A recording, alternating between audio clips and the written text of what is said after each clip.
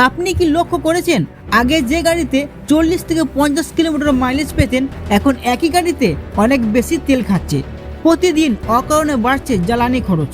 তাহলে এই ভিডিওটা সম্পূর্ণ দেখুন, কারণ আজ আমি এমন 5টি কারণ বলবো যেগুলোর জন্য আপনার গাড়ির মাইলেজ কমিয়ে দিতে পারে। আর সবচেয়ে গুরুত্বপূর্ণ বিষয় হলো এই সমস্যাগুলো বেশিরভাগই খুব সহজে সমাধান করা যায়। তো চলুন শুরু করা যাক। অনেকে নিয়মিত টায়ারে বাতাস পরীক্ষা করেন না, কিন্তু টায়ারে যদি সঠিক চাপ না থাকে তাহলে ইঞ্জিনকে গাড়ি চালাতে বেশি শক্তি ব্যবহার করতে হয়, ফলে জ্বালানি খরচ বেশি হয় এবং মাইলেজ কমে যেতে পারে।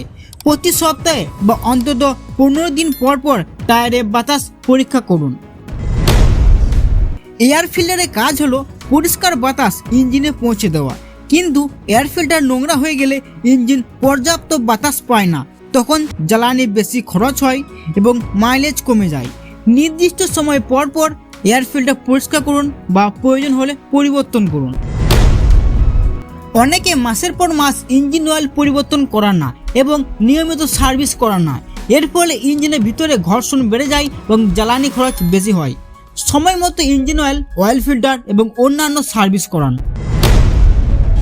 হঠাৎ দ্রুত স্পিড বাড়ানো, বারবার ব্রেক করা, অপ্রয়োজনীয়ভাবে দীর্ঘ সময় ইঞ্জিন চালু রাখা, এসব অভ্যাস সরাসরি মাইলেজ কমিয়ে দেয়।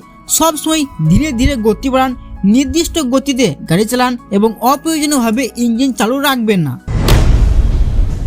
সবচেয়ে গুরুত্বপূর্ণ কারণগুলির মধ্যে একটি হলো নিম্নমানের বা ভেজাল জ্বালানি। এতে শুধু মাইলেজ কমে না, দীর্ঘমেয়াদের ইঞ্জিনও ক্ষতি হতে পারে।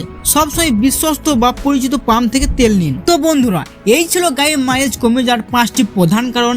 এর মধ্যে কোন ভুলটি আপনি করেছিলেন কমেন্ট জানাতে ভুলবেন না। আর এরকমই আরও দরকারি অটোমোবাইল টিপস পেতে আমাদের চ্যানেলটি সাবস্ক্রাইব করে পাশে থাকুন।